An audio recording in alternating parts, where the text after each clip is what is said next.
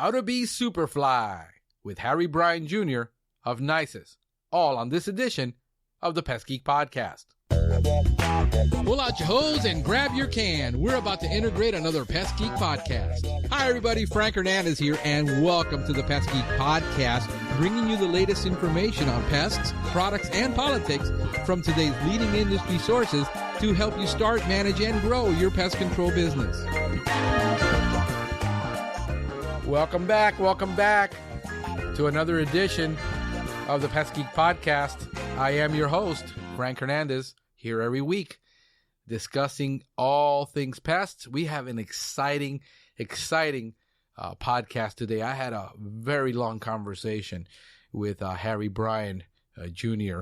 of Nisus, and we just talked, and we forgot where the time went, and about a lot of things that pertain to us as people, as human beings, as pest control professionals, as business people, as salespeople. I got more than I really bargained for on this podcast. I hope that it does bless you, that you do get a lot out of it on this edition, because he gave out some very, very powerful and useful knowledge, not just about his product, not just about pests, but about just business in general. And I think it was very, very, it was very warm, very nice. Very, very great person to talk to. Really enjoyed the conversation. And I hope you will enjoy this edition. I want to thank Doug Foster, owner of Burt's Termite and Pest Control in Columbus, Indiana, for following us on Facebook. Really nice following us and commenting and liking the things that we're putting out. Thank you so much. Really, really do appreciate that. Camilo Parada, he is a student at NCSU, and he is studying I don't know if I pronounce this correctly, because I never do. I don't know why I attempt it, but Phytophthora. I guess you would figure out that I really don't know how to pronounce things that are scientific. But Phytophthora capsicii is the pathogen that causes blight in fruit, and he's studying that, and he's following us. He's at Quesada Labs at NCSU, and he's born in Colombia, following us on Twitter. Really neat that, students are following us. I, probably will learn 99.9% more from him than he will ever learn from this podcast. But hey, thank you. We'll take it. Remember where you are, guys, wherever you are, leave us a review. Please give us some stars. Let us know how we're doing. Shoot us an email, questions@pestgeekpodcast.com. You can always reach us by phone at 707-395-7378. And that's the phone number to call in. And that phone line is open 24 hours a day. You can call anytime from anywhere. Leave a message. If we use the question on the air, we would appreciate good questions and things that we could use to let people know what's going on in the podcast and what people are thinking about it. We so greatly appreciate it. Also, join the society, pestgeekpodcast.com. There we have a member section now. You can go into that member section, sign up for free, get some members only content that we're starting to put into there. I hope you find it useful to help you grow your pest control business and grow overall as a tech, as somebody in the industry. So thank you all for the shares, likes, comments. Everything that you do for this podcast is really, really meaningful. I wanted to, the tactic for the week that I have for you guys is on bed bugs and books curriculum. This is a curriculum the University of Florida, the IFAS an extension, put out to help teachers, educators in the public schools and pretty much in any school, how to prevent and understand and identify bed bug problems, because kids will come from their home with their little backpacks and they will put them in a little, wherever they put them, and all of a sudden kids are going home with bed bugs. And the curriculum is awesome. I think you can use it to educate even small people with small schools in your local community. Use that as a marketing tool. Use it as a good resource that you can give out. You have to just give out the link, really. You don't have to copy anything. Just give out the link, and the curriculum is on there. There's an audio file that they can listen to. It's about a 30-minute course. on how to prevent bed bugs in the classroom from transmitting them and other kids taking them home. So I just think it's a wonderful, wonderful resource for you to give out for free and, make some friends and help some people out. Also, a great book, Extreme Ownership, How U.S. Navy Leads and Wins, by Jacko Willink and Leif Babin. Navy SEAL combat stories that translate into lessons for business and life. So I read I listened to the book. Great book. Lots of stories on combat and how things happen in the field and how, lieutenants and captains and people deal with all that and use for leadership. And what it really depends upon is you trusting that leader to guide you and lead you, that he's not going to get you killed. And I think it's wonderful, wonderful book that I listened to. I'm going to listen to it again. I've only listened to it once. And usually we'll let books sit for a while, and then I listen to them again, probably 6 months, a year later, and then I always get something new out of it. But a wonderful, wonderful resource. In the news, UK and Germany bug market they're expecting the bed bug market to reach 29.1 million by 2026. So lots of growth worldwide on bed bug business. It's becoming a big problem, and it's a problem that we can solve. What always breaks my heart in these situations is bed bugs is one of those things that the people who need it the most can least afford getting it done. And the people who live in the apartments, who live in the inner cities, who live in situations where the landlord is supposed to be taking care of this and the landlord is supposed to be dealing with it, either does it wrong. How many calls do I get on bed bugs where the person tells me, I don't know what to do anymore. The landlord says he sprayed. He's had a guy here every month. They're spraying, and I'm still getting bit. My kids are getting bit. I need to do something. And, pretty much in an apartment situation, to try to get control of bed bugs, my hands are tied because I can't do much for them. And it's very, very expensive to do bed bug work. So what do you do when, you know that the unit above, the unit below, the unit on the side is probably infested too? And I mean, if you go ahead and just do the work, you can't guarantee it. It's going to come back. It's going to be a problem. What do you do? And, brainstorming, I was talking to another listener of the podcast over Messenger a couple weeks ago. I think it's a great ministry opportunity if we can get some type of exemption on the labor for churches and organizations to provide volunteers to do a lot of this work, to get real training and real education to the landlords. I mean, a lot of them I talk to just are never going to spend the money to get this problem solved right. Some of them don't care. A lot of them will if you're in a nice neighborhood and you're in a nice apartment building. I mean, if you're, in down here in Florida, if you're in Brickell and you're in a $1 million apartment and somebody gets bed bugs, you better guarantee they're going to do something. But if you're just the average person, you're suffering through it, and it's really painful. To try to figure out how we can do coaching or training or helping people get this job bed bug, because let's face it. It's a $300 gig, $800 gig, $1,000 gig. These people sometimes don't have it. They genuinely don't. And I think that's a huge problem. We need to look at what is going to happen with legislation to force landlords to do this right versus just spraying and hoping this thing is going to go away. Because, what sucks is that the landlord is either ignorant or just willfully not wanting to spend what it really costs to get this done. And the pest control company is charging him to do something that is never going to solve that problem. So what's worse? The doing, taking the money and saying we're spraying, and just basically so that everybody can get appeased that you're spraying, you're doing something about it, when the people are really ignorant about what's going on with bed bugs. So, again, it's a huge opportunity. It's also a huge problem. It's a social problem that we're having to deal with.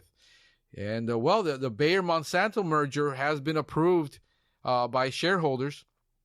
Monsanto shareholders approved the merger with Bayer, and it's expected each shareholder is expected to receive about $128 per share at the closing of the merger, and it's about a $57 billion deal that Bayer is buying, paying $57 billion for Monsanto, and they're going to assume the $9 billion Monsanto debt that they have. So it's a done deal. This is expected to close by the end of 2017, depending on getting past all the government hurdles, getting government approval for the merger here in the U.S. And but it's pretty much a done deal. Anyway, without further ado, Harry Bryan from Nisus Corp, and we're going to be talking about small fly control.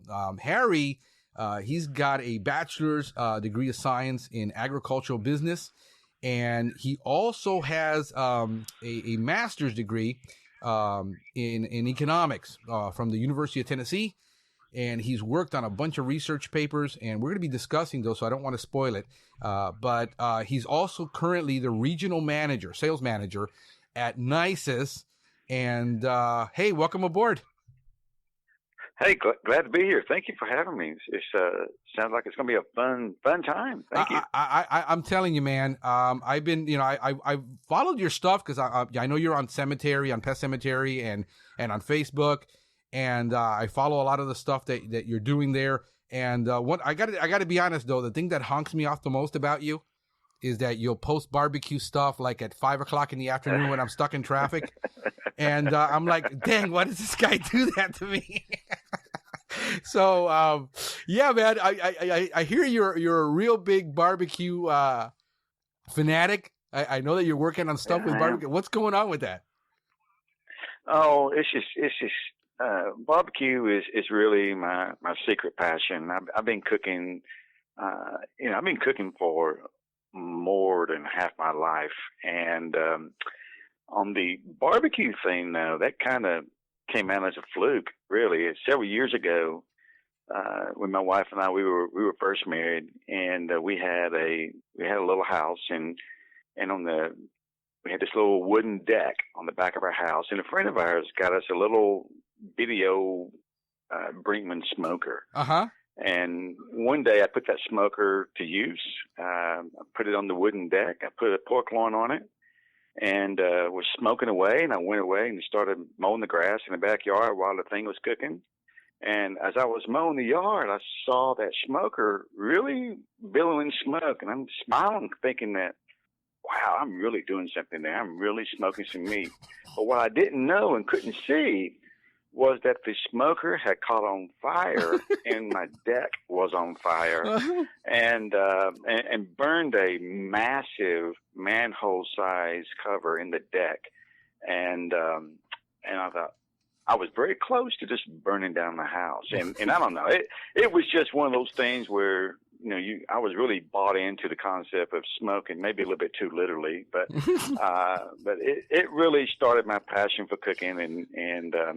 And when I first started with Nisus several years ago, the CEO and chairman and the owner of the company bought a smoker because he knew I liked to cook, and we would cook for company outings and for employees and guests who would come visit the company. And it just started a passion of cooking. And then we started going into the competition circuit. And oh, wow! And one of the very first contests that my wife and I entered, we did very, very well in it. And we thought that, I felt like I was a pretty big deal, and I'm thinking, I can cook with the best of them. And so we go to the very next contest, and we came in dead last. And that kind of dampened my spirits about cooking. Then I did another contest, came in dead last again. Well, one thing about it is when you're coming in dead last, it really eats at you. So we started really trying to perfect the craft of cooking competition barbecue and taking classes and practice to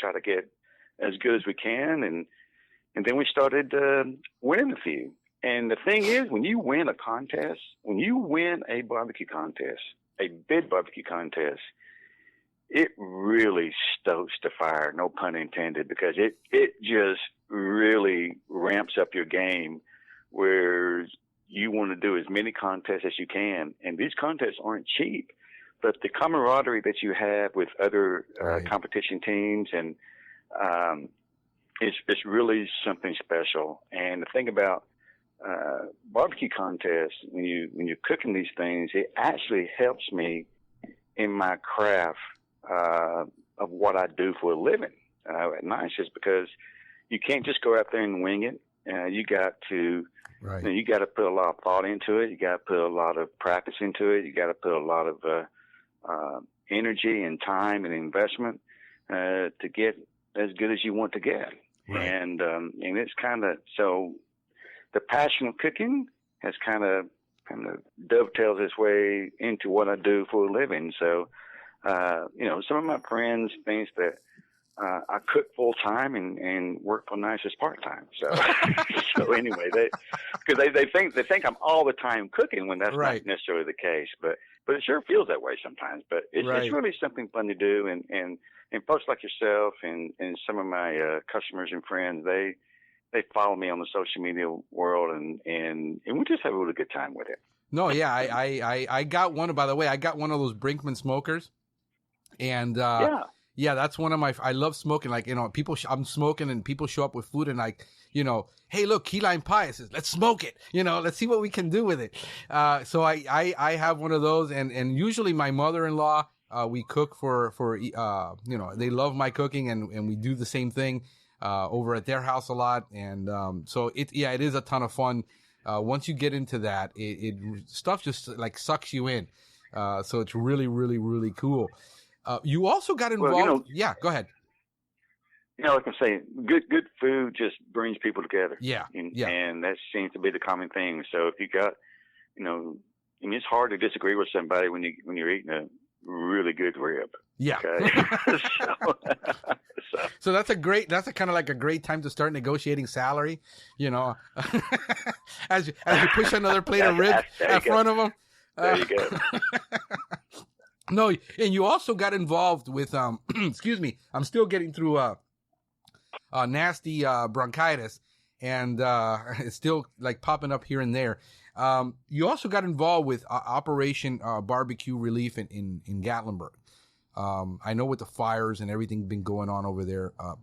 Tell us a bit about that. What's up with that? Well, it's Operation Barbecue Relief actually started several years ago, about 5 or 6 years ago, and it is an amazing group of individuals who have a love of barbecue. They are in the barbecue industry in some form or fashion. They may own a restaurant. They may be a competition barbecue cook. But it's actually a disaster relief entity that responds to natural disasters that occurs. It may be a tornado, it may be a flood, maybe a hurricane, or wherever it may be. And what they do is they respond. And in this case, here recently, a couple of weeks ago, you might have heard about the horrible fires that took place up in the Great Smoky Mountains, specifically in Gatlinburg, Tennessee, where the fires just raged out of control and absolutely came into the town center and just burnt several hundred buildings, and over 14 lives were lost during these horrible fires. And Operation Barbecue Relief, they actually, some friends of ours who wanted to get what we call OBR, Operation Barbecue Relief, there to help feed the several hundred people, the first responders, those who were displaced, those who are staying in the shelters and so forth. Some friends of ours wanted to get the OBR crew there, so they enlisted my wife's help and myself to really get these volunteers, because the cooking is actually the easy part, but to get a crew of people, volunteers that can actually respond on a moment's notice to get there, to help prepare the food boxes, to get the food delivered to those areas in need. That's what we needed. And so we got involved in that, and I'll tell you, it was it was an amazing experience. Over 13,000 meals Wow. were delivered. That's right. And all of that took place on a Friday and Saturday and part of a Sunday. So it was really a 2.5 days, and it was nonstop cooking. And what was unique about this particular event is that we partnered with the Zach Brown Band.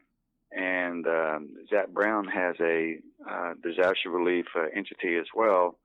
And so the Zach Brown Band crew was there, and they kind of helped along with OBR to get, a lot of the food out into the communities. And so, the thing is, OBR is just there just to kind of get those foods to those people who just need to have a helping hand. A lot of those first responders who were out fighting the blaze, out in the fields, trying to contain the fires, they'd be working several hours nonstop without having the chance to, get something to eat. And we would literally just go out in those areas and deliver food to them. And then we would go into the communities, the shelters, and deliver food. So that was something that OBR did. And then once the local communities and the churches, they were able to gather themselves up together to participate in this as well, OBR then would just turn everything over to those groups, and then, the people in the community would then just start lifting each other up, try to help them. So it was just something that's, we don't want these things to happen, but it happens. And over the past 5 years, Operation Barbecue Relief has served well over 1 million meals. They were in Louisiana, here recently as well, with all those horrible floods down there, feeding some of the people there. They were out in the Carolinas when the storms hit North and South Carolina there. So wherever there's an environmental disaster or tragedy, they just, barbecue people are an amazing group. I mean, they're true go-givers. They are helpers, and they just want to do something that they know how to do is cook large amounts of food and feed the masses.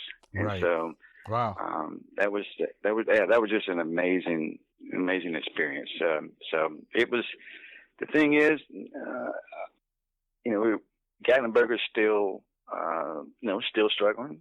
It's a time of year where it's a tourist season. It's a tourist town. They rely on tourism, and usually the holiday season is a very, it's a very important time for them. But the thing about it is, we were just up there, a couple of days ago actually, and that town was packed. I mean, people were there. They wanted to go back and try to, lift that town up. And I think Gatlinburg will come back stronger than ever after all this is said and done. That's really neat and nice. It is. I mean, we see it all around, but yeah, it's nice to see when people come together and help out their community. Yeah, and that's a Tennessee way. I mean, not to be, right. But Tennessee, we're known as a volunteer state, and the word volunteer had no greater meaning than what took place in Gatlinburg. So it was rather special indeed. No, that's awesome, and thank you so much, because I know that it takes a lot to give. Everybody's busy, and we think that nobody has time to do things, but there's always time to make time for the things that are important. And I encourage everybody in our business, associates, everybody to always find a way to give. And even it's part of our core values in our company to figure out how we can donate a certain part of what we do as a business. I know I get a lot of comments on that, and people want to know how to get involved. And the best thing you can do is give what you have, the talent you have, the ability you have. You never know what you can do with that, and donate, whatever you can, whether it's a bed bug service, you never know what you can do. So absolutely. So it should be part of your core value to give back. Right. So let's move forward over to 1995, when you started at Nisus. How did you get there? Oh, wow. There is a story with that. I had, when you heard me say earlier about being, as an economic researcher, and I told you that I didn't really want to sit behind a desk, right, my whole life. Well, when I left that position, I was living in Georgia at the time, and I moved back to Tennessee. And my wife was an auditor for the state of Tennessee. She had a great job, and so moved back to Tennessee, and I didn't have a job. And so, what did I do in between? Well, I had to do something, and I knew I had an education, but I wasn't quite sure how I was going to make it work. So what did I do? I became a grocery store clerk at Kroger grocery store. Oh, wow. Okay. And I worked the midnight shift from 11 at night till 7 in the morning. And the aisles I was in charge of was the cat food and dog food aisle. So in the middle of the night, I would stock the shelves at the Kroger grocery store. And I know that's kind of like, well, gee, so I went from being a research economist, got disenchanted there, and decided, okay, I need to go do something. Well, I started working at Kroger, and obviously that was just a minimum wage job. Right. And so my sister, who was 5 years older than me, told me one day, she said, you know what, you should be a salesperson. I said, salesperson? What are you talking about? She said, oh, yeah, salesperson make good money. You should be a salesperson. So I said, okay, I'll be a salesperson. So the very first thing I did is I went to apply for a sales position at a food distribution company that would sell groceries to restaurants and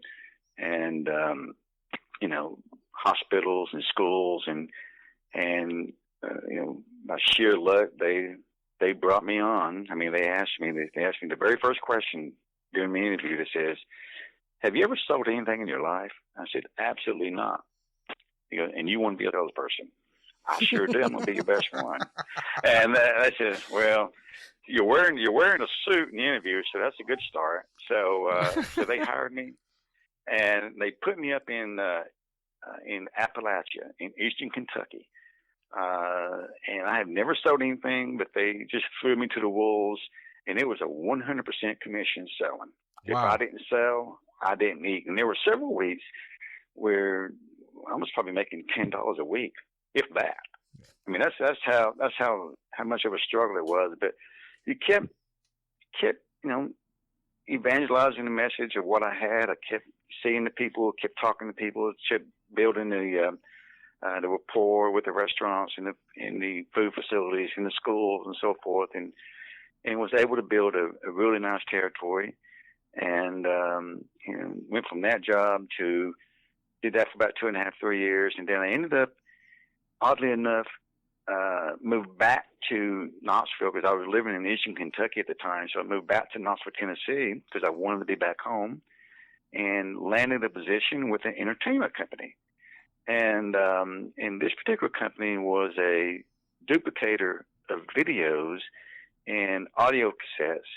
And I did that for about 3 years, and it was a great job because when you think about video cassettes, which, you don't see much video cassettes anymore, but this is back in the VHS and the beta days in the early 90s. The music capital of the world was Nashville, the country music capital of the world. So the very first thing I did, I went to Nashville, Tennessee, and started calling on record labels and music labels and all those music videos, from the Tim McGraw videos to Sawyer Brown music videos, all those music videos, somebody had duplicated all those. Well, that's what the company that I was working for did, and I was able to do quite a bit of business there. Well, I tell that story because you know, I was looking to doing something different. And there was a company that had a video on how to apply Borates on a deck for wood decay fungus. Okay, and to prevent wood decay fungus and platypus beetles and termites. Well, that company was not too far. Was headquartered not too far from where the company I was working for at the time,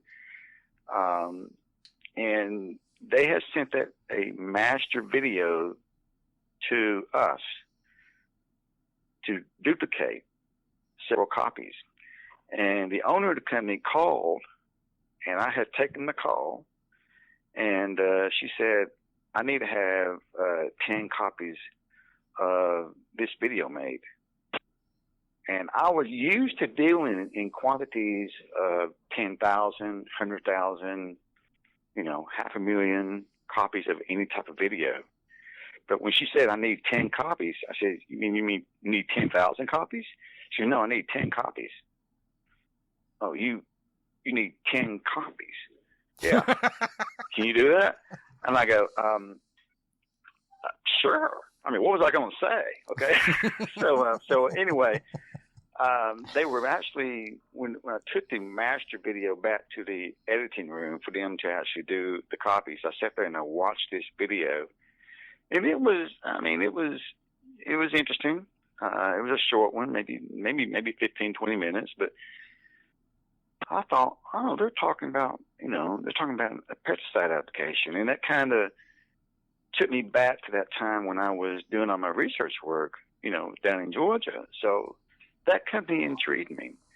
And I thought, well, that's pretty cool. So I thought that that was just unique enough that when they wanted the tapes to be delivered, instead of us shipping those 10 tapes to them, I would just, take an afternoon and load it in my car and go see them and just take it to them, just give me something different to do that day.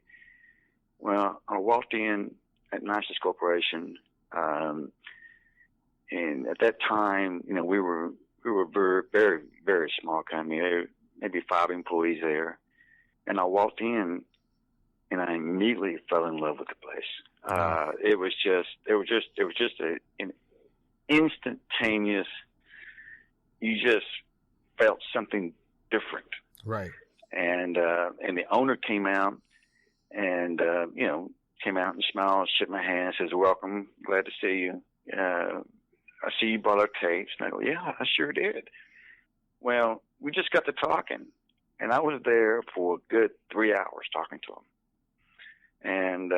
And during that 2 or 3 hour conversation, they sort of let it be known that they were looking for a sales and marketing guy. And I just right there in the spur of the moment, I said, you know what? I might be interested.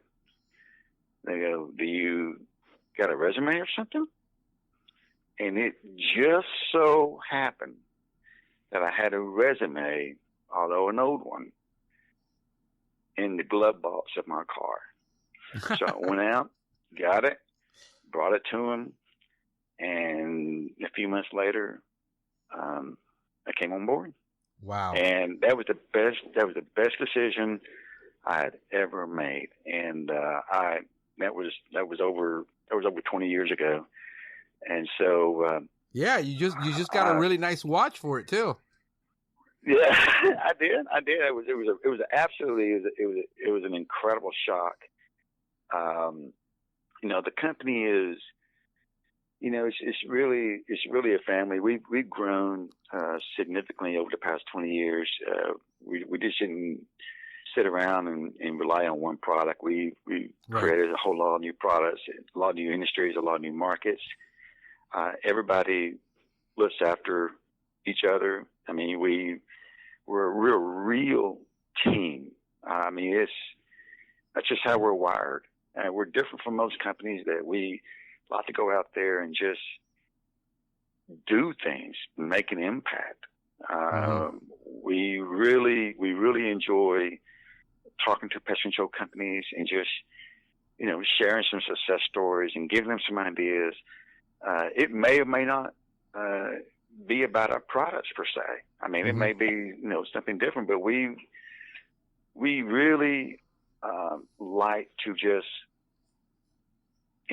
bring something new and exciting that they're probably not used to doing or seeing. Right. And just trying to give them something different to think about and consider implementing in their business. So that's really how we're wired. And like I say, we're a little bit different from most, but we got a whole catalog of outstanding products that does what it's intended to do. Let me ask you this, because you bring up something totally. I've been talking about this for a while, and about company culture and about how you treat employees and attracting employees. It seems like we get on a lot of threads and in a lot of groups and a lot of things, and people are discontent with the pest control company they're with. They work for a small company. They talk about culture. I mean, you obviously don't get to stay in a company for 20 years if there's not something there beyond the pay and beyond, taking home a paycheck and doing something. What advice could you give to that small business owner about company culture? Well, one thing is about the culture, and I think you need strong leadership. Okay, and also accountability and constant coaching. I'm blessed to have great leaders. Our direct vice president of pest control division is an outstanding gentleman by the name of Lee Barrett, and he has a professional athletic background, and so he understands the power of coaching. And we are always coached, meaning that we're being coached up. We stay in constant communication, and I think a lot of times, if there's no communication between the leaders of a company and their employees, that's when things kind of get out of whack, so to speak. Mm-hmm. I know, and I've been there. I mean, like I say, I've been there for 20-something years. I'm there because I'm made to feel like I'm part of something. They make me feel like I'm part of something very special, and then they treat me that makes me want to be there. And it's never been about the money, oddly enough. I mean, I know that when I first got into sales, I said, well, you know what? I want to make a lot of money in sales. Well, you know what? It's not always about the money. It's about being able to do something that makes an impact, and that's what I like to do.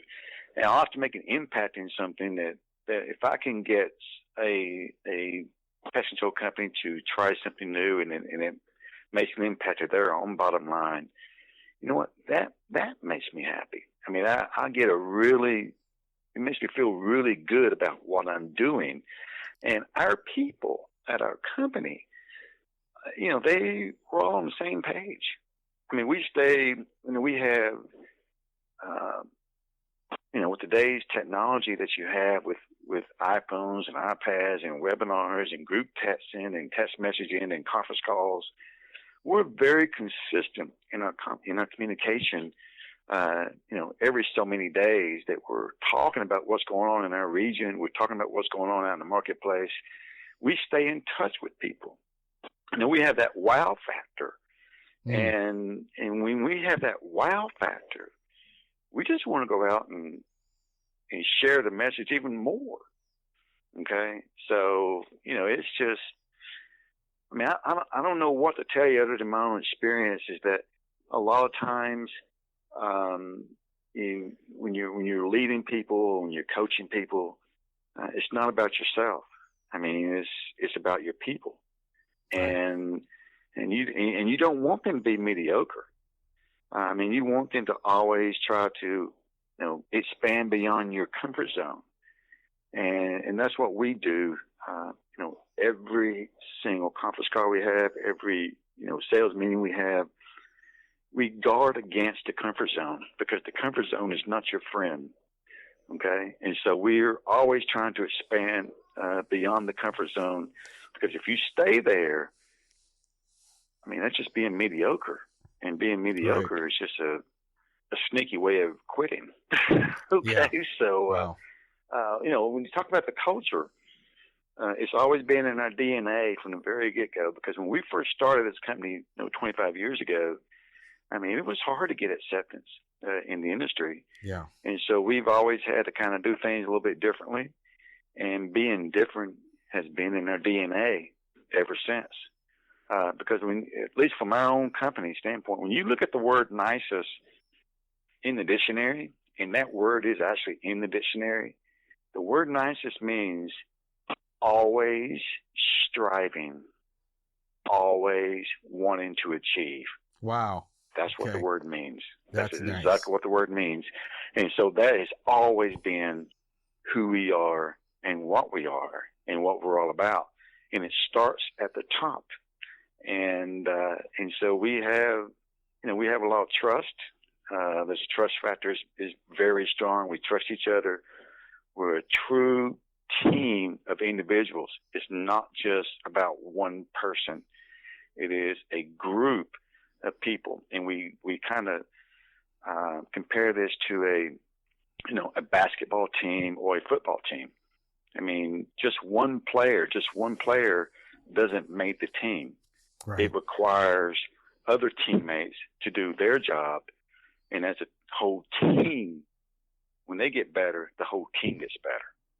And so that's kind of how the culture we have. No, that's thank you for sharing that, because some people, we're on the outside, we're doing our thing, we're a small company, we're trying to make a difference, we're trying to make an impact. Mm-hmm. And sometimes it is an uphill battle, and people get discouraged. Employers get discouraged, employees get discouraged. People need to know that there is things you can do to improve, and it is true that just staying in that comfort zone, staying mediocre, that's a killer for me. I mean, that's right there. If I've ever quit a job, it's never been because of the money. It's because I've been bored to death, where there's no longer a challenge for me to grow or figure out where to grow, or being held back from growing is what kills me. Yeah. Well, I've heard this phrase. I heard this phrase before, and there's a lot of belief in it. Is that people don't quit companies; they quit their manager. Yeah. So if you got a manager that you don't trust, the one that you don't really, see eye to eye with, and you may like the company, but you don't like your manager. So they want to get out from under that manager, so they quit and go someplace else. Another thing is you kind of, if you got a good company and a good manager, but you personally, you got to take the long view on this thing. Right. I mean, what is your long-term view? Do you have personal goals? A lot of these young folks coming out today, they may not understand the importance of really writing down your goals, right, and figuring out exactly what it is that you want to do. I mean, if you don't write down your goals, then it's not really, it's a dream, something that you really right. Yeah. So yeah. So I'm a big believer in writing goals and then just tracking your process. Right. And that's a theme that we have, is we always talk about the process. I mean, it's follow the process, stay true to the process. So, but then, a lot of these young companies, if you're just getting started out, I mean, young can mean anything. I mean, you can be a 10-year-old company and still be young. Right.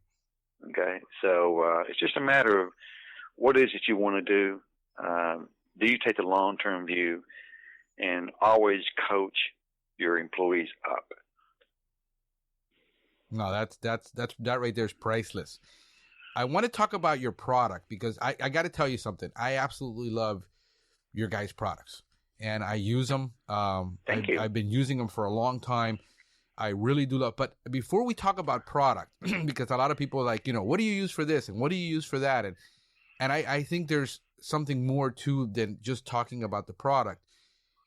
A lot of people who do residential have never run up against a small fly. And I tell you, the first time I came up against a small fly problem, I almost cried.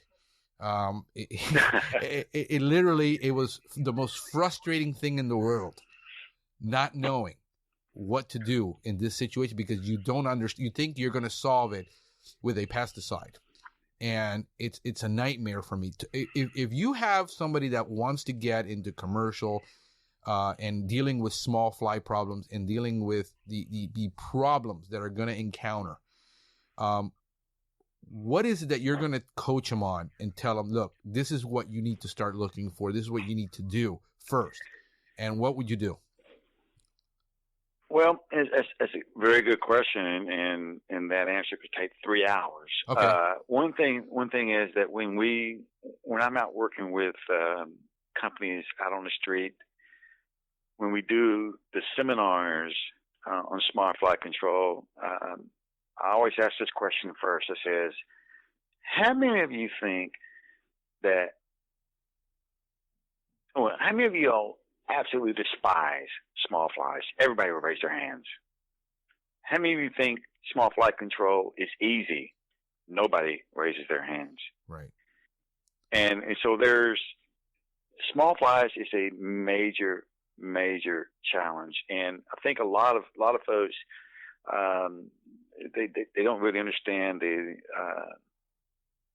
behaviors, the habitats, the types of small flies that can infest a particular facility. So a lot of times, identification of these small flies, they get misidentified. I mean, you will go into a commercial kitchen and work with a technician, and he says, see these drain flies?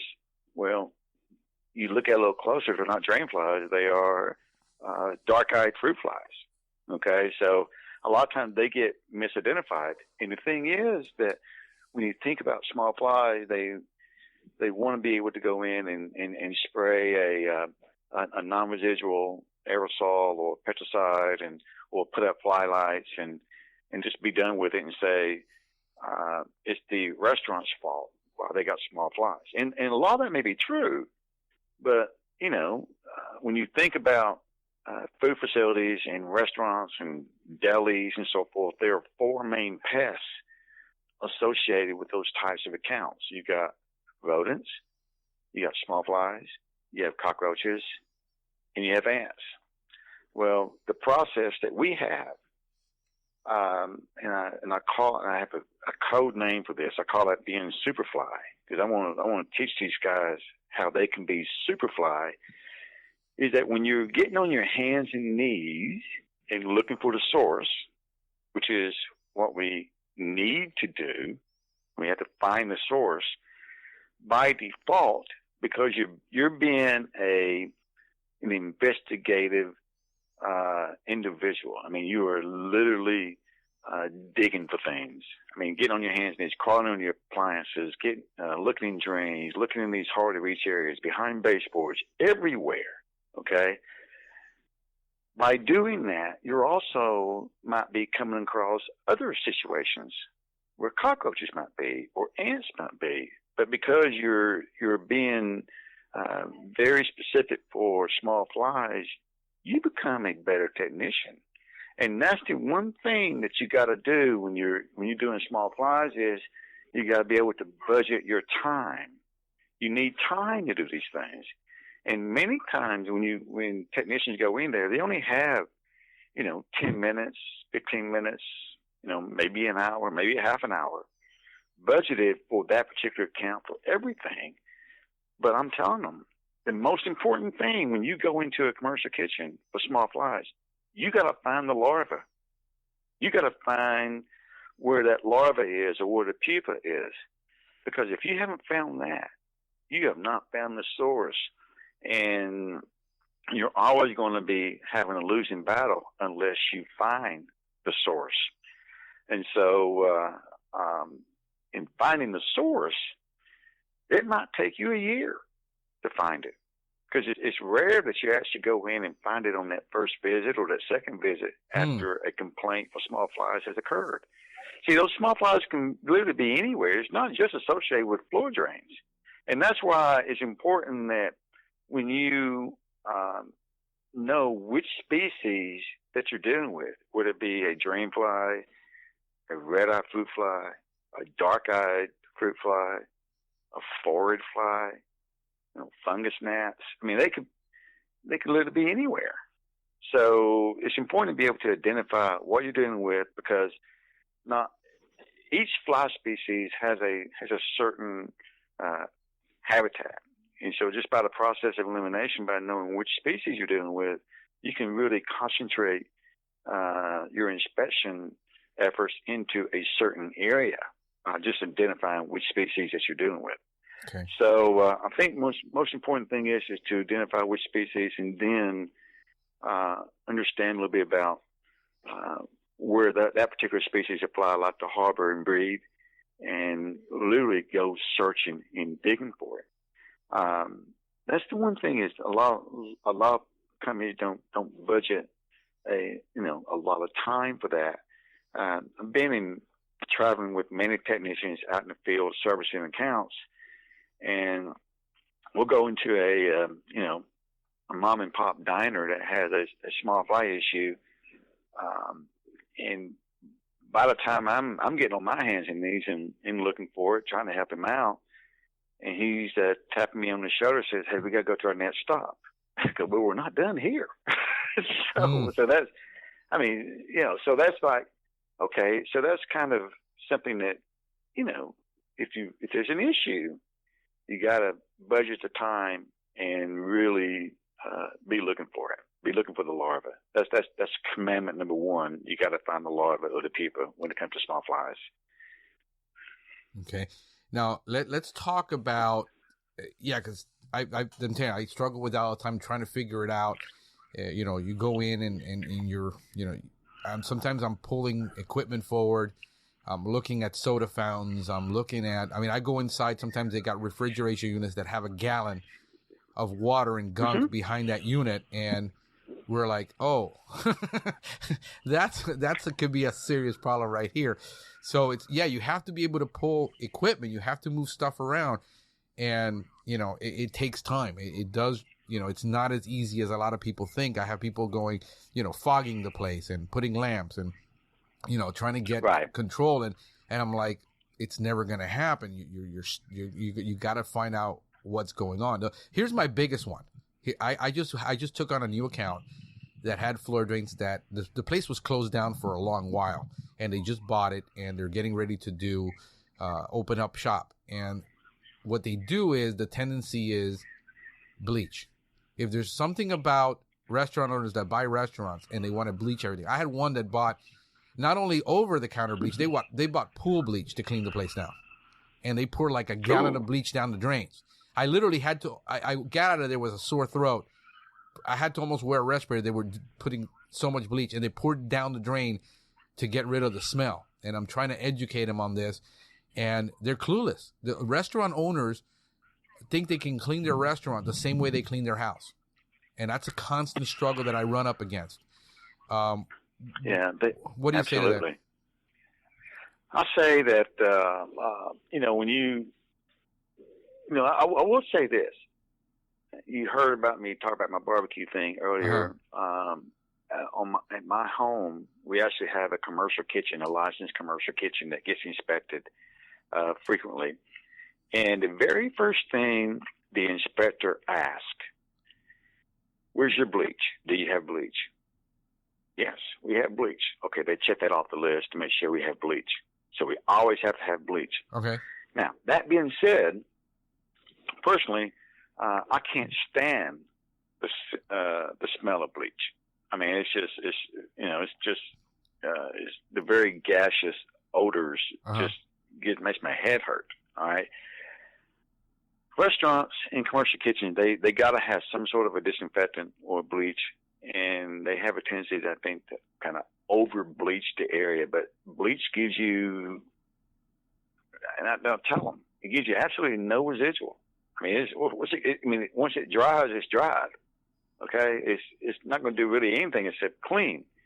Why are you bleaching everything? I understand that you're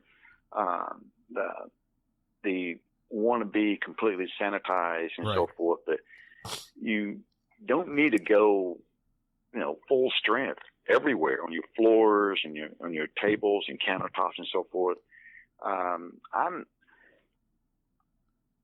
It's required, it's necessary, but it doesn't do anything except, sanitize and clean. In particular, when it comes to pest control, bleach isn't going to take care of those things. Right. Okay.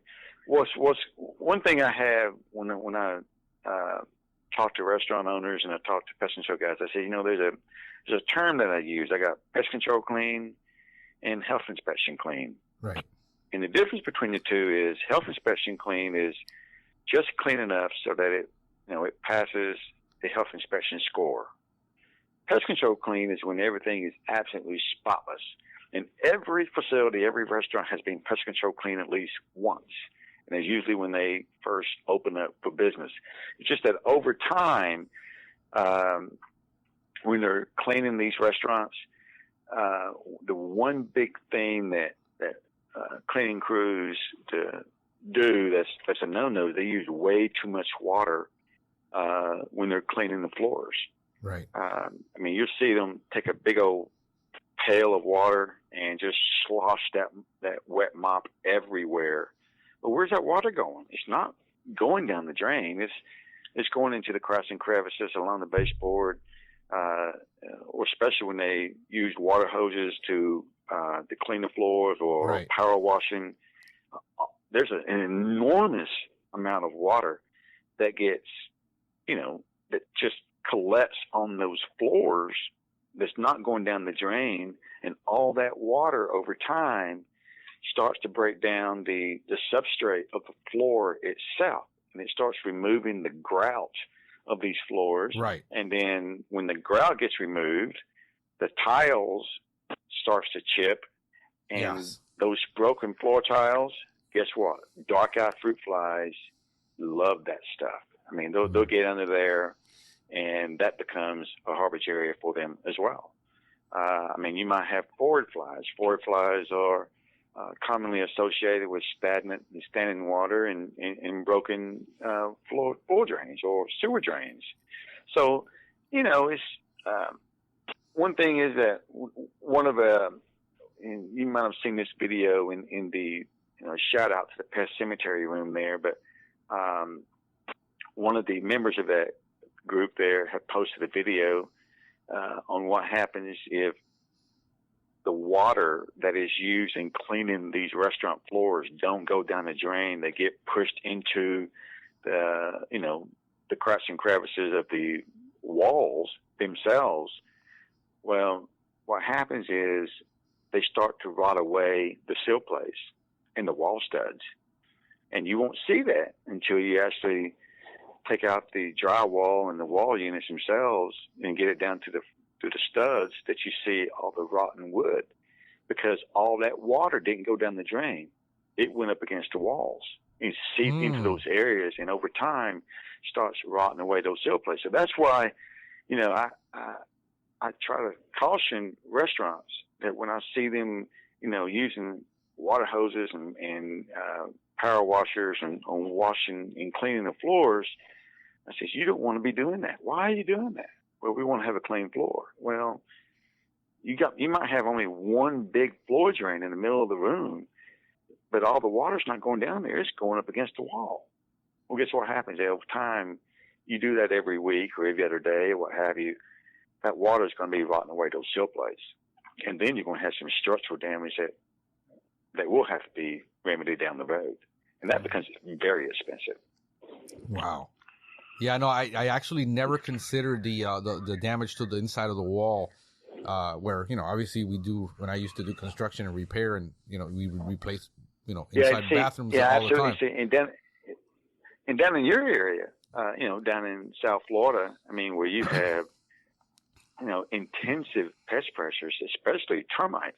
Yeah. And if you've got a restaurant that is using power washers to power wash the floors, and all that water gets into the wall voids and rots away the sill plates. Guess what? Termites love that stuff. Okay? Yeah. So you have, I mean, Wow. and then a restaurant want to know why they have termites. Well, we got termites. What's up with that? I mean, you might want to take a look at their cleaning regimen to find out, what's going on there. No, good point. But one thing is that we, now get back to the question though, is that because there are sanitation challenges, usually small flies are closely correlated with sanitation deficiencies in a particular account. You might have a lot of food debris, a lot of grease buildups that gets behind these appliances and equipment and so forth. And when they power wash these floors, all that water goes up against the walls and meshes with all that food debris. And the thing about small flies is that they have to have moisture to survive. And all restaurant floors have moisture. So there's a constant moisture source there somewhere. Right. So what our process is that we're going to go out, we're going to start digging, we're going to keep looking for the larvae, we're going to do a very thorough inspection, but at the same time, we're going to take all of that organic food debris that is in those cracks and crevices, in those drain lines, soda dispensing lines, or beer tap lines, and so forth, and we're going to apply a insecticidal foam using one of our products called Nibor, and add it with Profoam Platinum, which is a foaming agent, and we're going to treat those cracks and crevices, those wall boards, etc., with a Nibor D Profoam foaming agent, and just convert all of that debris into a toxic food bait. So really, we're using those sanitation deficiencies to our benefit. And when you do that, when you apply the Nibor D in those areas, all that food debris is converted into a toxic food bait. And so that's how you're able to control your small flies there, because small fly larvae, when they consume that borate food bait that you've made by doing those applications, it prevents their life cycle from continuing. And that's where you kill them off at the larval stage. And by default, you're also doing the same thing for cockroaches and ants, because a lot of those cockroach species and small fly species, they kind of share a lot of the same harborage areas, and you're also controlling cockroaches and ants by doing the same thing for small flies. So remember when I said earlier, your four main pests for commercial kitchens is rodents, cockroaches, ants, and small flies. The process of being Superfly, by doing a very thorough investigation in a particular count and treating those areas, you took out 3 or 4 of those. Gotcha. We don't do anything with rodents. Right. But the other 3, absolutely. Done. Let me ask you this. What exactly is Nibor D? Nibor D is a DOT. It stands for disodium octaborate tetrahydrate. It's a borate material, but it's not boric acid.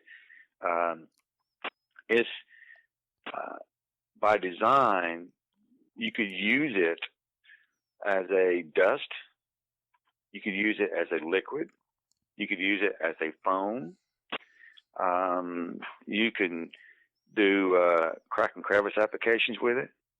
You can do foaming of drain lines with it. You can even do topical wood treatments with it. Okay. What's good about Nibor D is that it's 20% more potent than boric acid. And what's nice about Nibor D is that it's soluble in water, whereas boric acid is not soluble in water. I mean, they're part of the borate family, okay, the borate material family, but Nibor D, with its active ingredient disodium octaborate tetrahydrate, is not boric acid. Okay. It is a water-soluble borate formulation that allows the technician to have a lot more versatility in using that particular product. Because if you were to use it as a dust and it were to get wet, it's not going to be useless. Whereas with boric acid, if boric acid gets wet, it's not as effective. Gotcha. Okay, so what makes 9,4-D very popular, a little bit goes a long way.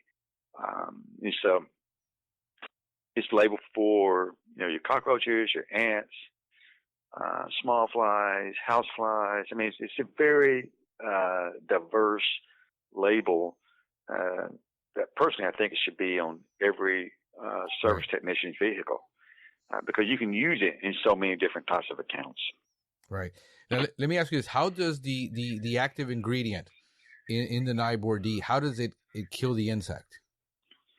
Okay, well, it prevents them from being able to convert the food that they consume into energy. In other words, if an ant or a termite or any pest consumes a food material or something that they are using as a food source, and it's got 9,4-D or disodium octaborate mixed with it, it prevents that particular pest from being able to convert the food into energy. Okay, so and when they can't convert the food into energy, they essentially they starve to death. Gotcha. Okay, so that's how it works. So it works on the metabolism level, which is the reason why insects theoretically can't develop a resistance to borate materials. I mean, it's unique in that action. It is something that's not completely understood by a lot of folks in our own industry. But one thing is, if a pest comes in contact with a borate material such as 9,4-D, eventually it's going to be a dead pest. Gotcha. And so now, and it has a long residual as well. Really, how long does that usually, like? If I mop the restaurant floor, like I took this new restaurant in, I don't know how bad it's been, and I mopped that entire floor of the entire place, bathrooms, everything, with the 9,4-D. How long is that product going to be residual in that working environment? Until it gets mopped or washed away again. Okay. Yeah. And one thing is, but if you were to dust 9,4-D into wall voids, for example, I mean, it's there, indefinitely because there's nothing there to disturb the dust. Gotcha. So it's okay. So that's why. Okay. Right. Yeah. If you were to use, it's DOT, disodium octaborate, is also the active ingredient that's found in two of our most popular products, such as Boracare and Timbor, which are predominantly wood treatment products. I mean, the active ingredient stays in the wood as long as that wood is in service. Gotcha. Okay, so it has a very long residual. It doesn't break down like some of the other synthetic pesticides in the marketplace. Gotcha. So in a wall void situation, in places where it's undisturbed, it can be there forever, literally, as long as it's not washed away. And as long as it's not washed away, unless there's something there to disturb it, it's not going to go anywhere. Gotcha. It's there. Okay. Gotcha. So now, in the case of foaming and in using DSV, for instance, one of your products, together with the 9,4-D, or what are the applications for in a food service for DSV? My favorite application, my go-to recipe for just about everything that I do, I always incorporate the use of DSV. And DSV is a disinfectant, sanitizer, and a virucide. It has an incredible broad label. What's good about DSP is it is a concentrate, a 1 gallon concentrate makes 64 gallons of solution. So really, you're using about 2 ounces of DSP concentrate per gallon of water. And what that DSP would do is that it kills, pathogens, bacteria. It also is a quick knockdown on adult flies, such as, dark-eyed fruit flies. It also has a ovicidal language on the label, meaning that it kills small fly eggs and larvae. Okay. But the thing is though, once DSV dries, it doesn't give you any residuals. So it's really effective when it's wet. So a lot of times when I go into a commercial kitchen, for example, I'll give you an example. We had a nursing home that had in the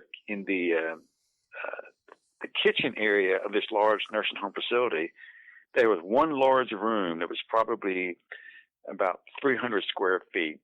That was the dishwashing room, meaning that they had this big, long conveyor belt where they would lay trays of plates on this conveyor belt, and it would go through the dishwashing process automatically. Well, in this particular room, there were dark-eyed fruit flies literally all over the walls and ceilings in that particular facility. Now, it was the presence of those flies was incredible, but I wanted to give a quick knockdown of those flies to get rid of them. And I asked the technician, I said, well, what do you use right now to do this? Well, what is your process? Well, they would go in with a aerosol, a non-residual aerosol product, and spray the ceilings and the walls and to do a quick knockdown. Now, those can be pretty expensive products if you use, quite a bit of it. And I said, I'll tell you what, let's try this instead. So I had DSV and mixed 2 ounces of DSV with a gallon of water. And the label on the DSV allows it to be sprayed on walls and ceilings and those sort of things. And so that was in a non-food prep area. So it was just in a dishwashing room. Mm-hmm.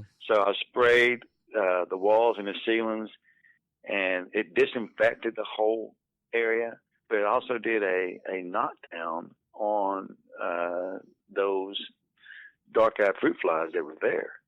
Instantaneously, it knocked them down really quickly. And then we went through doing a search mission on trying to find the larvae.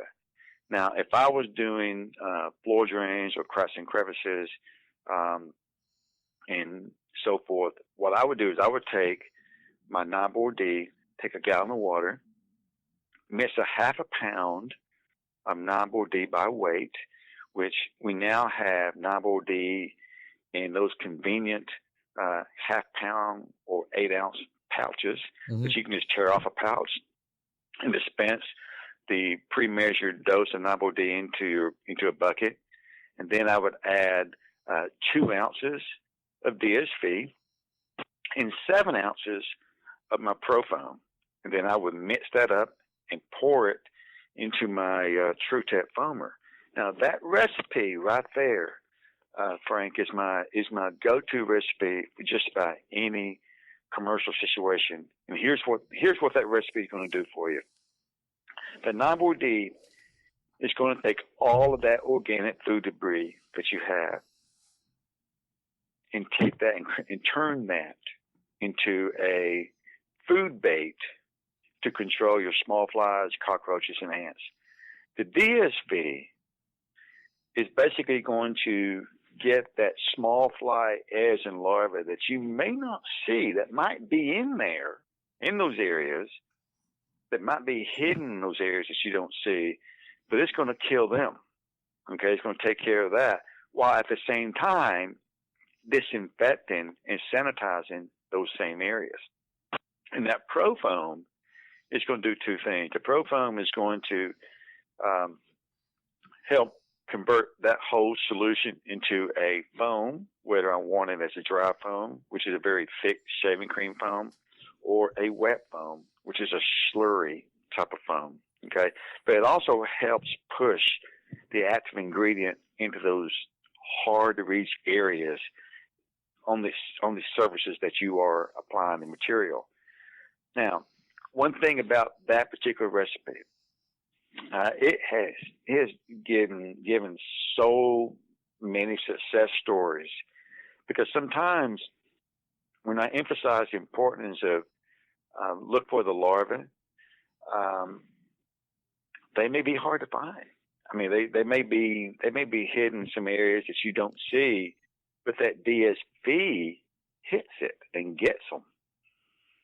Okay, so even though you may not see it, the DSV may be able to get there in those areas that you don't see. So that's why a lot of times, a lot of companies who are actually out there servicing those accounts are getting a tremendous amount of results, not just for small flies, but against ants and cockroaches.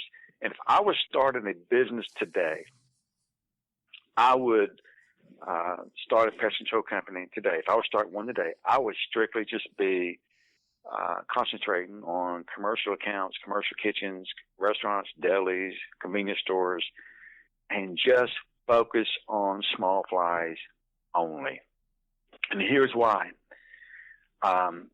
It's not a matter of if they got small flies, because eventually a lot of these types of accounts do have issues with that.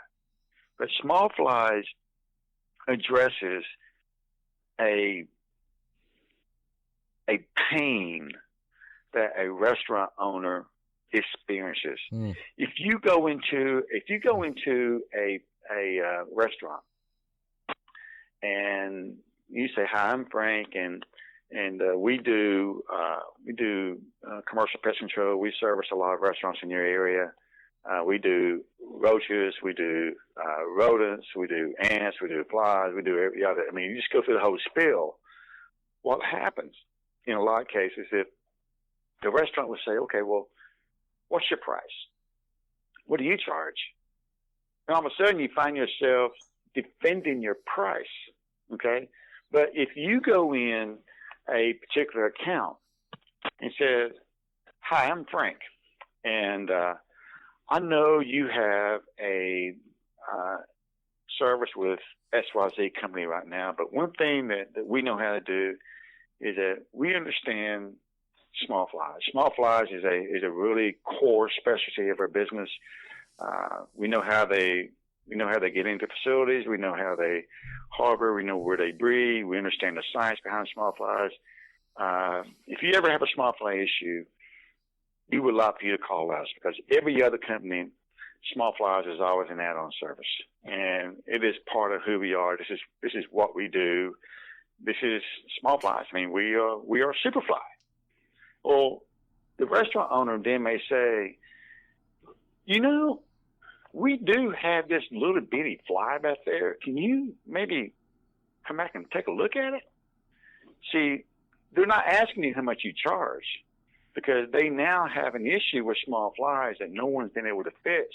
But you are addressing their business pain. Okay, you have zeroed in on a business pain that they are experiencing, and you have a possible solution for that. And they're going to have a conversation with you on how you can solve their pain. You're not talking about price, because at that point, price is not part of the equation. Right. And that's how you can able to build a business. And so when I'm out there talking to companies, when I'm traveling with pest control companies up in the Midwest, which is where I'm located, I would actually travel with the service technicians or sales people for these companies, and we make calls and call on all these restaurants that they don't have the business of, and we're able to either have more future conversation down the road, or we have an opportunity to earn their business by doing a trial, 30-day or 90-day program, and it works very well. That's why I'm saying, if I was starting a business today, I would just be a small fly specialist only, because once I solve the small fly issue for a particular account, they're going to want me to possibly come in and do all their business, because small flies is something that's very problematic that not a lot of people really want to deal with. Right. But I'm going to teach you how to be Superfly, and I think you can actually use this to actually get more business. Right. Now, let me ask you this. So you were talking about, we addressed the issue with the Nibor D, the adult flies, the larvae, and obviously the foam that creates this product. What about Bacazap? How can I use Bacazap?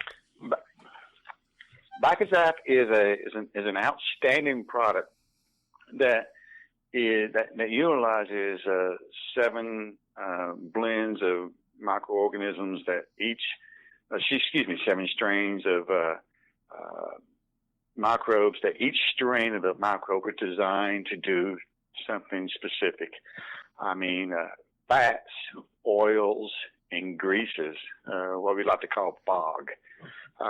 Bacazap is an outstanding product that actually breaks down a lot of that organic debris that small flies like to kind of harbor and breed.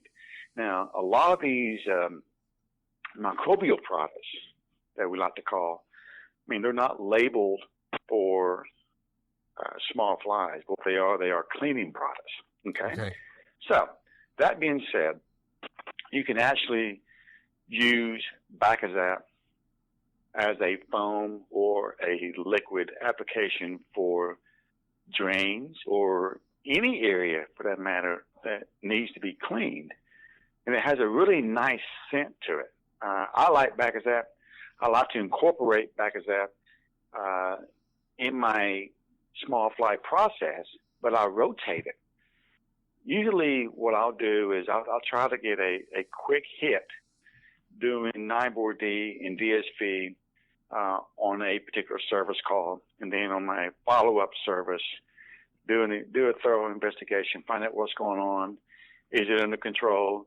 Then, if it is, then I would incorporate Bacazap into those same areas that I did the application to try to let the microbes do its work on breaking down a lot of that organic debris. So I incorporate Bacazap. Sometimes, depending on the situation, I would actually take Nibor D and mix it with Bacazap. So the Nibor D is converting the organic debris into a toxic food bait. The Bacazap helps break down that same organic debris, while at the same time making the area that I'm treating smell a whole lot nicer. Okay, so Bacazap has a very pleasant scent, which a lot of these areas they just have very nasty odors. Okay, right. So Bacazap actually aids in that regard. So, but the most important thing is, if you're using Bacazap or any microbial material, make sure that it is not in direct contact with disinfectants or bleach. You know, like when you mentioned earlier about this particular account of yours, there was used an enormous amount of bleach in their cleaning process. If you were to go in there with a microbial product, such as Bacazap, and use it for drains and use it for cracks and crevices, to use it as a cleaning, and then they came in right behind you and used bleach everywhere, well, all that stuff you just did with Bacazap is now done. Right. I mean, they killed all the beneficial microbes that was in Bacazap. Gotcha. So you need to find out what kind of cleaning process those particular accounts are doing. And that's the most important question I ask. It says, if you're going to be doing microbial products, find out what their cleaning regimen is. Right. Do they use bleach? Do they use disinfectants? How often do they do that? So those are some important questions I ask. Yeah, in the case of, let's say I go into an account, give you an example. I normally do it after hours, after they're done cleaning, after everybody's gone. Mm-hmm. I'll go in and do my commercial account. And is that something you can apply right after they've done cleaning, or would you have to wait? Well, if if they're using disinfectants or bleach, Yeah. you can come back afterwards and use back as that. But it needs to be, but their product needs to be dry before you do that. Gotcha. So if the floor is still wet when you go in because they just finished cleaning, not a good idea. Yeah. Gotcha. It's not a good idea. That is correct. Gotcha. Yeah, because the disinfectants and bleach, when they're still in their wet stages, they're still pretty active. So once they're dry, when they dry, yeah, they don't have any residual. That is correct. Gotcha. Okay, now let me ask you this, because I there's a lot of foamers on the market. There's a lot of equipment. I've seen some of yours with. I like that one with the cart and the pump. That thing is the power cart. The power cart. Yeah, that's pretty awesome if you're doing large accounts, because you don't have to be pumping up a hand foamer 37,000 times. Talk to me about that. Talk to me about the TruTech equipment. TruTech is the newest state-of-the-art sprayer foamer systems. They were introduced about 3 years ago from Nisus Corporation, and it all started because of this small fly program, but then it has expanded into doing general pest control applications, termiticide applications, drywood termite applications, new construction treatment, so forth. So it has a tremendous versatile appeal. One thing about the TruTech, in particular the one you mentioned, it's what we call the TruTech Power Cart 2000. It's a machine that utilizes a 2-gallon tank that is built with a compressor and a cart, and you can actually take the tank off the compressor and use it just like a regular sprayer if you didn't want to carry the compressor and cart with you, or you can just leave it plugged in. And that's what I do when I go into a commercial account doing, the various recipes that I have for small fly control. What's good about this particular machine, whatever solution you have in that, it allows you to use it either as a liquid spray, a dry foam, or a wet foam. So there are 3 application methods that you have at your disposal right there. Now, for it to be a foam, you're obviously going to have to add a foaming agent such as ProFoam Platinum, which is a foaming agent that we make. But in my recipe that I use for 9-4-D, DSV, and ProFoam in commercial kitchens, I use that power cart, and I'll go in and I kind of do visualize what's going on. I'll say, you know what, I'm going to do a crack and crevice application in this area over here. So by using quick connects, I then take the hose and quick connect on the port of the machine that says liquid. And so the material comes out as a fan spray. Okay. And because it's already hooked up to a compressor, I don't have to manually pump the sprayer system up. It's automatically doing that. So it's rated at about 45 psi. So the compressor pressurizes a tank at the 45 psi, and it shuts off automatically. So when I'm doing application, whenever it needs more pressure, the compressor will automatically kick on and keep the tank continuously pressurized. So I would do a liquid spray, and then I say, you know what? I am now going to go over here and dry foam my floor drains. So I would take the hose and connect it to the dry foam port. And each port is specifically labeled. So I'll disconnect off the liquid, kick it on to the dry foam, and then the material that is in there then comes out as a shaving cream type foam. And the expansion rate on that is about 20 to 1, meaning that if you got a gallon of liquid in the tank, it would deliver approximately 20 gallons of dry foam.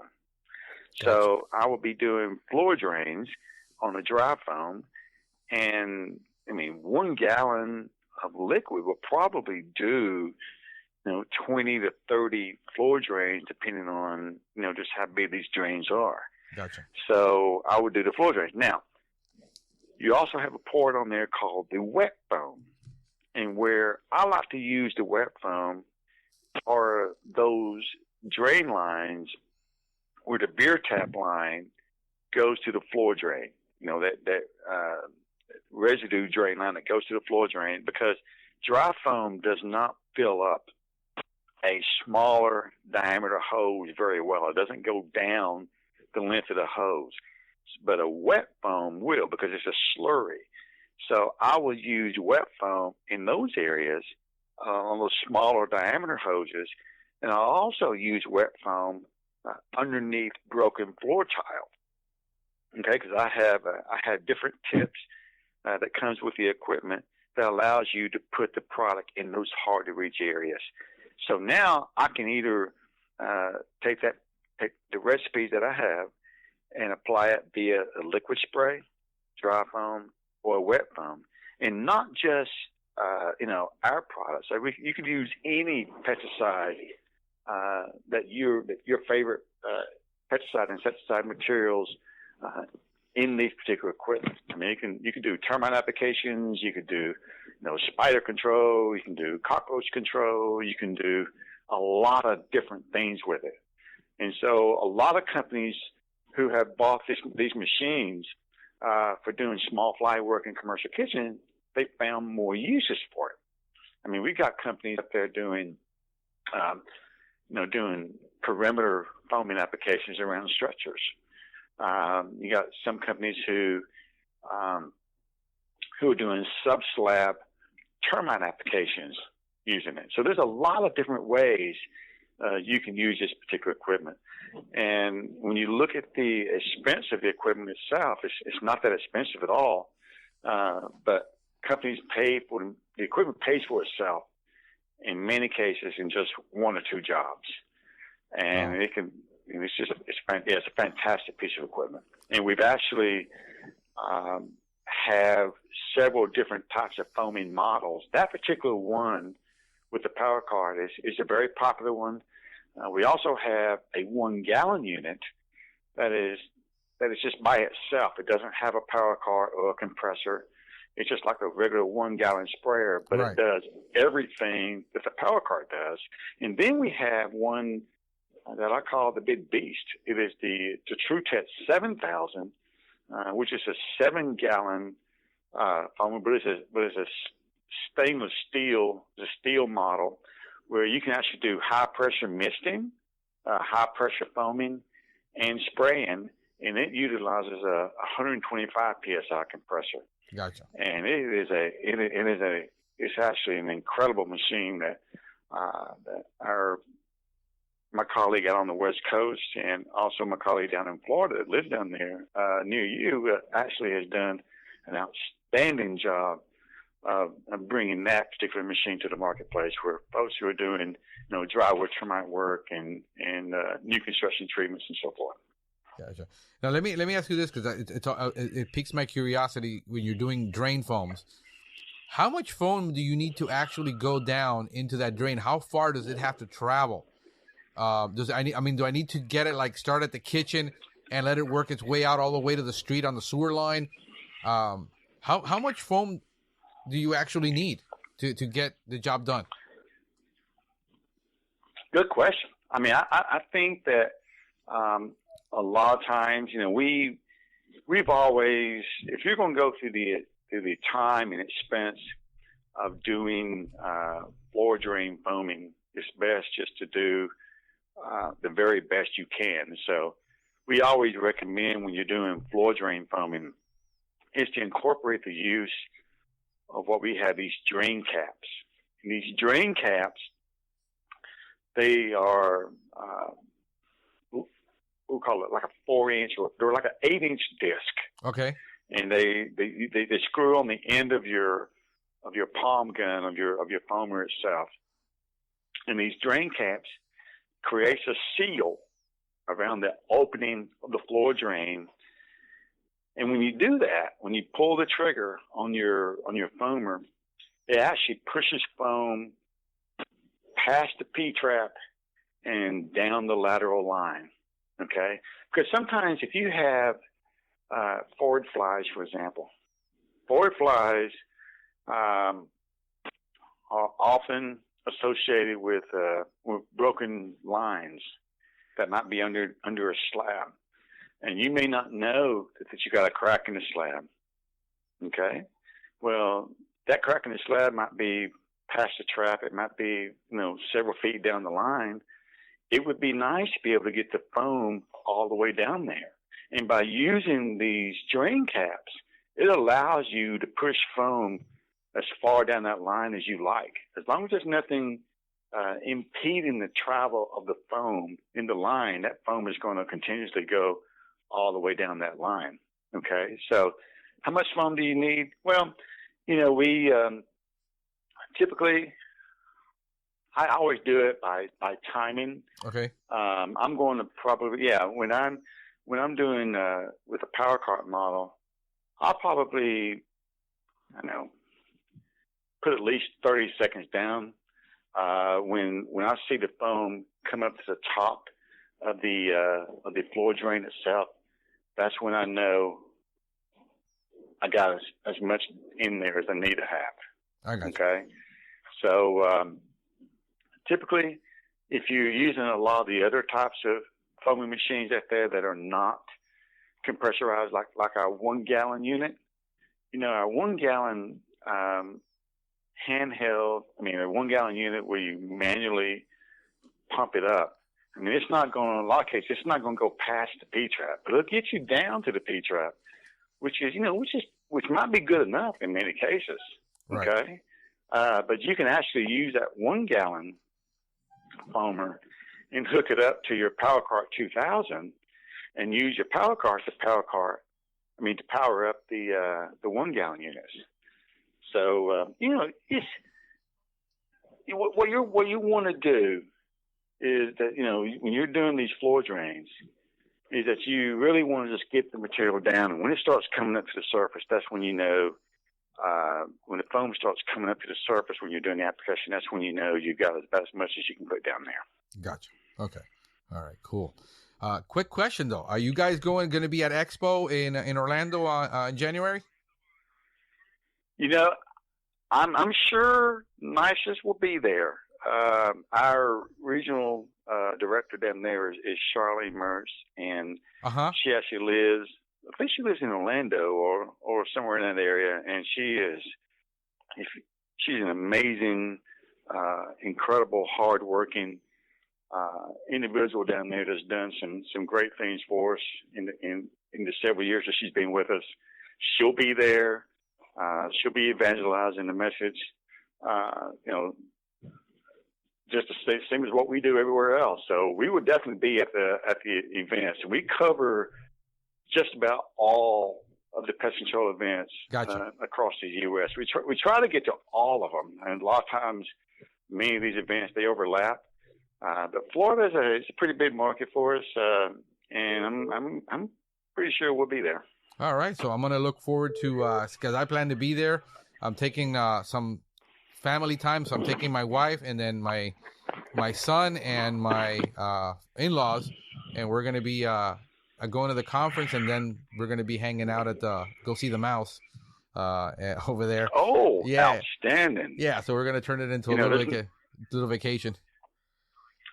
See, that's the thing about it. You guys down in Florida, in January, it's 10 degrees or 0 up here, but down in Florida in January, that's the best time to be. Yeah, we're really hated this time of year. What's that? We're really hated this time of year. Oh, well, absolutely. Yeah, when I was looking at the temperature of Key West yesterday, it was 79 degrees in Key West, but in Fargo, North Dakota, it was -3. So it's big. You were right. It's a big difference in temperature. Big difference in temperature. But, so Hey, man, I really do appreciate all the time. We've been on the phone for an hour and a half, and I just loved the conversation and really enjoyed it. And I know that a lot of people are going to be helped by this. So I do thank you. Well, I very hope much. so. I hope so. And if any of your listeners want to contact us, they can easily call the Nisus corporate office at 1-800-264-0870. We're there.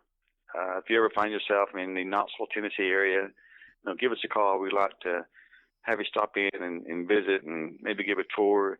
If anybody wants to talk to me, privately or directly about some of the things that we talked about in today's session, sure. My number is 865-406-9710, and that's my mobile number, and they can text me or call me, and I'll be more than happy to carry on a conversation later. Sure, no problem. And what I'll do is I'll put all that info in the notes. So if anybody listens to the podcast, they can just get it right off the notes and contact you. Do you guys got an email address also they can send information to or contact? Yeah, they can email us at our corporate offices. You can go to our website at www.nisuscorp.com. That's NISUSCORP.com. Right. And they can contact us there. There's also our own TV channel. We have a TV channel. Okay. It's at www.nisus.tv, and all of our videos. Awesome. There's some training modules there. There's some how-to videos there. There's a lot of videos on that particular channel. So if anybody wants to see some of the things that we talked about in today's session in action, they can go to that particular website and download some videos. So there's some information there. So, we're on Facebook. You can look for Nisus Corporation on Facebook. We're on LinkedIn. You can look for Nisus on LinkedIn. So we're everywhere. So just kind of, Google Nisus Corporation and you'll be able to find us. Awesome, bro. Thank you so much. I really do appreciate the time and all the info, and it's been great. Hopefully, I'm going to be down in Orlando, and then maybe I can stop by your guys' booth and talk to you guys there too. And because I've talked to Charlene before on the phone, but I've never actually met her. So I'm going to go ahead. She's Charlene works incredibly hard. She's extremely knowledgeable, and she likes getting in there in the kitchens and demonstrating the process and sharing some secrets as well. Cool, man. Awesome. Thank you so much. Hey, you're welcome. All right, man. You have a great one. Stay warm, and We'll try. and have some good food, bro. Thank you. Oh, you can guarantee there'll be good food. And I'm just going to drive you even more crazy when I start putting Christmas candies and cakes on the wall. All right. Thank you, bro. Thank you very much, Frank. Harry, take care. Right, thank you. Bye-bye, man. Goodbye. Thank you for listening to the Pest Geek Podcast. If you have enjoyed the Pest Geek Podcast, please give us a rating, write a review, or subscribe to the channel. You can join the Pest Geek Society by visiting pestgeekpodcast.com. Thank you for listening. See you next time.